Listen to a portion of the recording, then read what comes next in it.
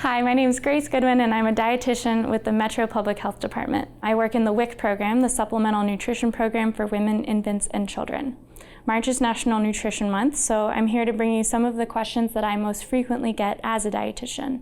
I'll give you a chance to answer them for yourself, and then I'll run through my explanation. Fruit has too much sugar to be considered healthy. False. Fruit does contain natural sugar, but it also contains fiber, which helps that sugar absorb more slowly into the bloodstream. Eating fruit with fat or protein can help further slow the sugar absorption and make it a more filling snack. Almond milk is healthier than cow's milk. Mostly false. If you're lactose intolerant or sensitive to dairy, it is better for your well-being to drink a non-dairy milk. However, almond milk has less protein than cow's milk, so it's less filling. Soy or pea milk are higher protein non-dairy alternatives. Take this into account as you plan your meals and snacks. The ketogenic diet is completely useless. False. A true keto diet can be transformative therapy for individuals with epilepsy, and the diet has been used for that purpose for decades. Keto is being tested right now as a therapy for multiple other conditions, like diabetes and neurodegenerative diseases. For weight loss and general health, keto is much more complicated. Evidence is mixed. It seems to work short-term, which might include an immediate loss of water weight, but it does not seem to work long-term. For most people, the diet is not sustainable and can do more harm than good. Most Americans do not get enough protein in their diet. False. The amount of protein in the American diet has gradually increased between 1999 and 2016 and has probably continued to increase as the low-carb trend persists. The most recent figure that we have is that adults get about 80 grams of protein per day, which is more than enough for most people. So how we eat protein may be a more helpful thing to consider than how much we eat.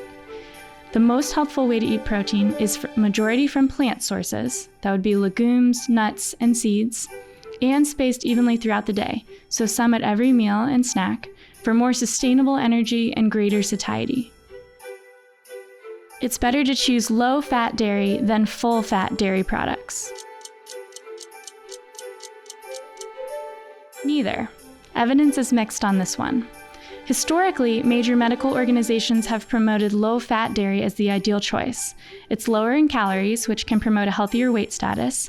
It's lower in saturated fat, which is associated with a lower risk of heart disease. But more recently, research is showing that it's more complicated than that. High-fat dairy has its own benefits. It's associated with greater satiety, which means less snacking and better blood control. It increases HDL cholesterol, which lowers the risk of heart disease, and studies have shown that it's associated with a lower risk of type 2 diabetes. It's okay to eat dessert every day.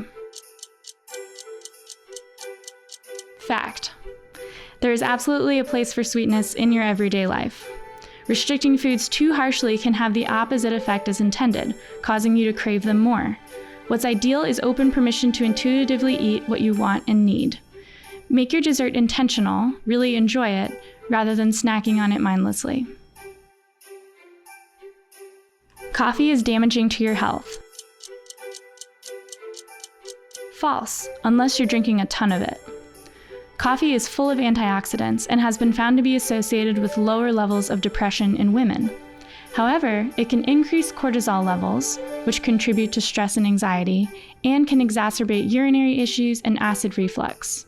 So with coffee, it may be a matter of finding what's right for you, whether that's 0 cups or 2 cups a day, and be mindful of what you add to your coffee. Dairy is necessary for strong bones. False. Dairy contains nutrients that are important for bone health, like vitamin D and calcium, but so do plenty of other foods. Many other countries and cultures do not eat dairy the way we do in the United States, and they still maintain healthy bones. Vitamin D can come from sun exposure, salmon, egg yolks, and a small amount in mushrooms. Calcium can come from spinach, kale, collards, tofu, beans, almonds, sesame seeds, figs, chia seeds, and other plant-based foods. Fiber is necessary for a healthy gut microbiome. True. Fiber that passes through your intestines without getting digested is what the good bacteria in your gut eat. Your microbiome cannot flourish without fiber. Eat a wide variety of plant foods, particularly fruits, vegetables, grains, nuts, and seeds. Everyone should take a multivitamin because it helps get that extra boost of nutrients. False. A multivitamin might help support you if you're lacking in something. However, you're likely just excreting anything that you don't need and might be wasting your money. Plus, the quality of multivitamins is not regulated in the US. Diet is a safer and more important way to get nutrients. The exception here might be for prenatal vitamins, since those do supply specific nutrients needed for fetal growth. If you do have deficiencies, like vitamin D for example, a targeted approach with a specific supplement makes more sense. For more information, please visit usda.gov, click on Topics, navigate down to Food and Nutrition, and finally, select Dietary Health to find nutrition, health ideas, and programs.